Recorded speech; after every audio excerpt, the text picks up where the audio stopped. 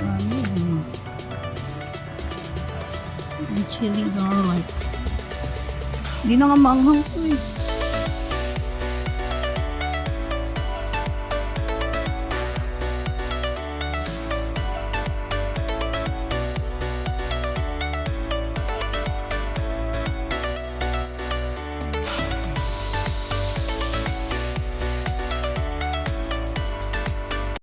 Ang dami ng damo.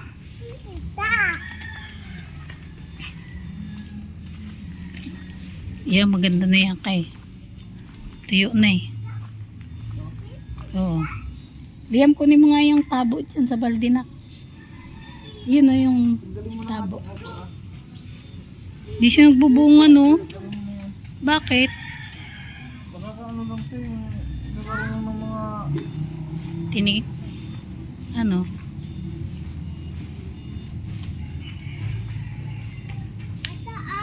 Malinis? Wala?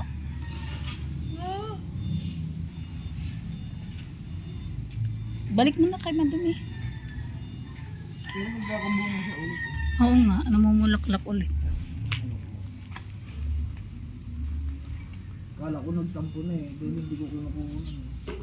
Hindi, syempre natutuyo lang yan. Ayun o, ang dami pa dun ah. Ayun o.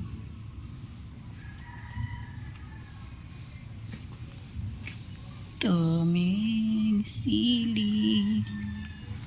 Dito mo lagay sa bulsa ko.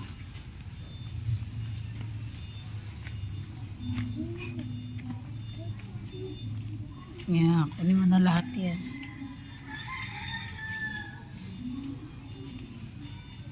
Yan, maganda. Tuyo na.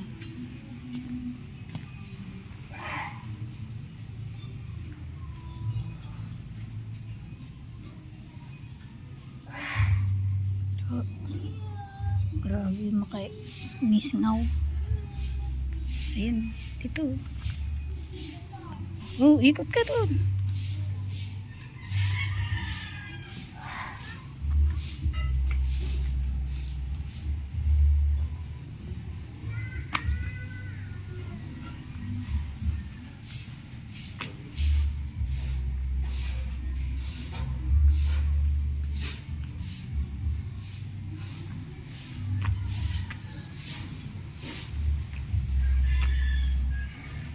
Ito sayang, okra, di naman namumunga.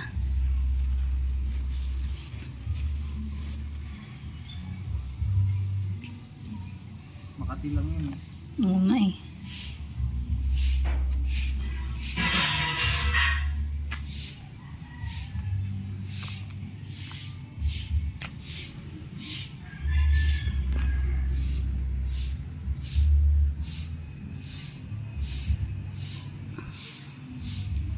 Ayun o, sa baba.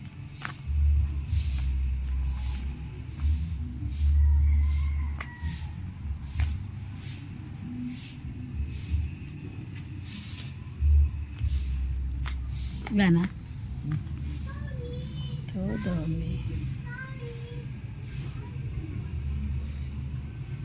Ito, dami.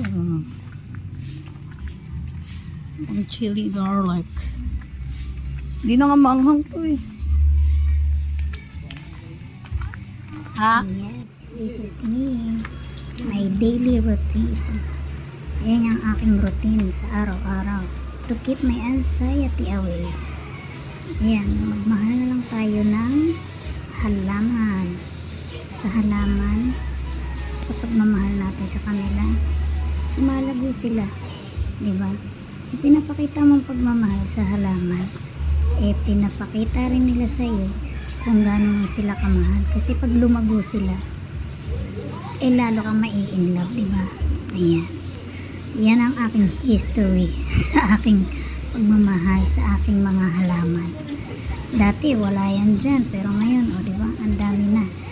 Kaya araw-araw ko silang dinidiligan, binabasbasan, charot. Masarap yung may halaman at may libangan ka, lalo na nasa bahay ka lang, diba? Para kahit anong problema o sakit, diba, na mararanasan natin sa buhay-buhay natin bilang mga nanay, Ayan ang ating mga stress reliever. Yung magplantita, di ba? Sa mga nanay dyan na makaka-relate na mga plantita dyan, di ba? Say yes. And say big yes sa atin mga nanay. Ayan. Nag-i-enjoy ako mag-ayos ng aking halaman, magtanggal ng mga damo, lalo na kapag tag-ulan. Ayan. Diyan ko binubuhos ang aking oras. Kasi mahirap din naman na mag-isa ka sa bahay, wala masyadong kausap, tapos stress ka sa maliliit mong alaga. Diba? Sa mga nanay na makaka-relate sa akin, diba? Kaway-kaway kayo dyan, and this is our life, so let me enjoy, diba? Enjoy na lang natin ang buhay. Huwag na natin isipin ang problema. Hayaan natin ang problema na ang mag-isip sa atin. Kasi sa panahon ngayon, marami talaga nagkakasakit na anxiety. Yan ang totoo. Yan ang totoo sa ating buhay ngayon. Dahil sa mga krisis na nararanasan natin, lalo na dito sa Pilipinas. Hindi ganoon kadali mabuhay sa panahon ngayon, lalo na ang mahal ng mga bilihin, ang laki ng mga bayarin, tapos isa lang ang naghahanap buhay sa inyo, di ba? May pagatasin kang mga anak, at of course kahit ganito ang buhay ko, thankful ako. I am thankful na ganito ang aking buhay, kasi kahit paano nakaka-survive kami, at wala na ko ibang hihingin kundi pagandahin lang ang aking halaman. Charot. Parang alayo na ng aking mga sinabi, no? Sobrang lalim na yata ang mga hinugot ko sa sa kwentong to. Pero ayun lang, and I want to share this my video and may konting chika, no? Syempre ganun talaga, kailangan lang natin na mag-chill, relax, para walang iniisip, di ba? Ganun talaga. Syempre darating din yung panahon na maglalakihan yung mga anak natin, hindi na nila tayo ikikis sa mga pisngi natin, di ba? Ganun talaga ang life. Yun, speaking of life, ito parang halaman na to, di ba? Kung gano'n sila alagaan is ganun din sila kaganda sumibol. So once na ikaw din mismo yung manakit sa kanila, sila rin yung kusang matutuyo. Kasi nga, hindi mo na inaalagaan. Ganun lang din naman yun. Dahil pag ang tao, may nasabi sa iyong masakit, syempre, ano pa bang gagawin niya? Masasaktan siya. Kahit pa sabihin mo o ano pang mangyari, wala. Yun at yun, nasabi mo na kung ano yung masakit na salita na yun. Kaya, parang ganun lang din yan. Ang halaman, habang inaalagaan mo, paganda ng paganda. Kapag siya, kinalamutan mo na at hindi mo na inalagaan, kusa na siyang malalanta. Diba? Parang tayo lang din yung mga babae. Maganda kapag nadidiligan. Kapag hindi na nadiligan, hindi na fresh. Uy, joke lang yun. Ayun. At syempre, pagtapos ko ng aking pagdidilig, ayan, yung naiwan kong aking hugasin, akin ang tinuloy. Hinugasan ko na. Yan ang aking buhay dito sa bahay. Yun. Kailangan mo na lang din kung paano mo siya i-handle. Kasi sa totoo lang, maraming babae na hindi kaya mag-stay ng ganito katagal sa loob ng bahay. Kahit ako, gusto kong magtrabaho. Pero, syempre, kapag dumating ka na sa point na naranasan mo na ayaw mo na iwan uli yung mga anak mo para ikaw na yung mag-handle o mag-hands-on sa paglalaki nila habang sila ay lumalaki, paano sila maging matuto, maging mapagmahal, ganun, rumespeto, ganun, diba? Parang doon ka na lang tututok sa bagay na yun, kasi iba-iba tayo ng mga kinalakihan sa buhay, diba?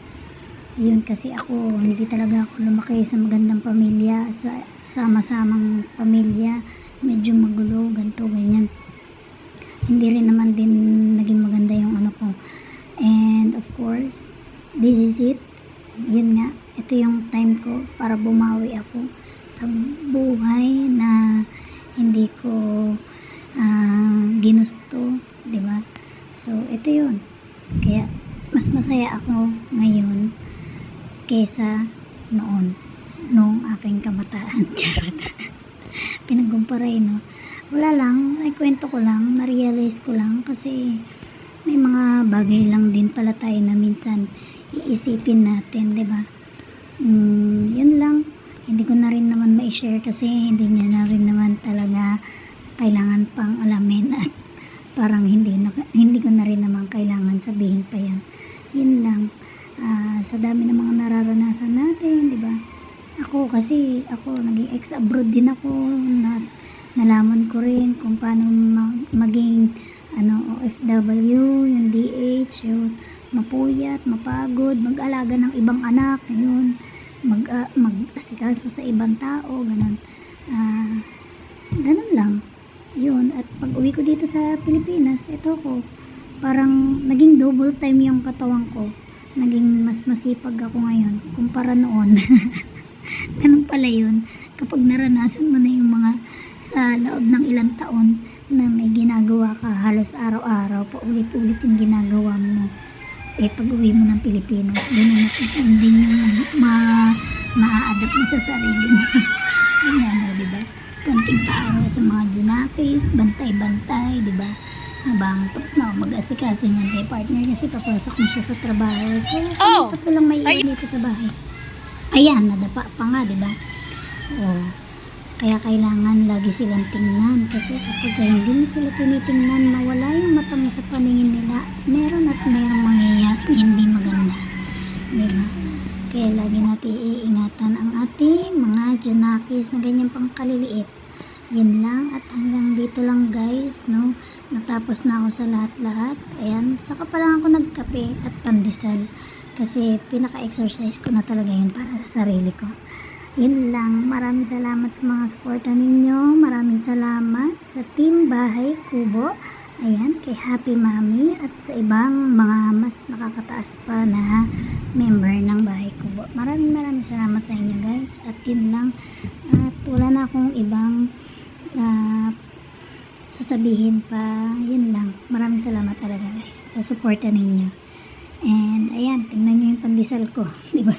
Ayun lang ako sa umaga, pandesal at kape. Depende na lang kapag mayroong mga naiiwang pagkain dito na yung mga inasikaso ko ay natirhan pa nila ako. So yun, kinakain ko na lang din. kesa naman masayang, di ba? Yun lang, maraming salamat sa Team Bahay Kubo and thank you so much guys, and see you around. Sana magtuloy-tuloy ang ating pagsasamang ito. Yun lang, maraming salamat. We love you guys and thank you so much. Ayan, kape-kape tayo. Babush! Yun lang, and sa mga hindi pa nakasubscribe, don't forget to like, share, subscribe my YouTube channel, and goodbye.